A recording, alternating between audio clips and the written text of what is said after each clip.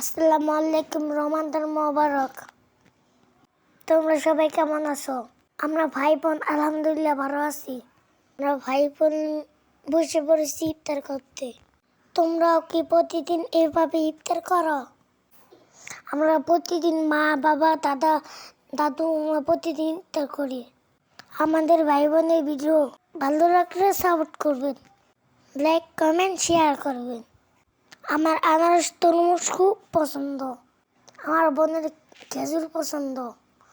আমার ভাই বেগুনি বানাইছে, আলুর চপ বানাইছে, পেঁয়াজ চপ বানাইছে, বুট রান্না করছে, অনেক মজা।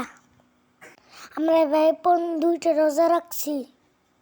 তোমরা কয়টা রাখছো কমেন্টে বলবা।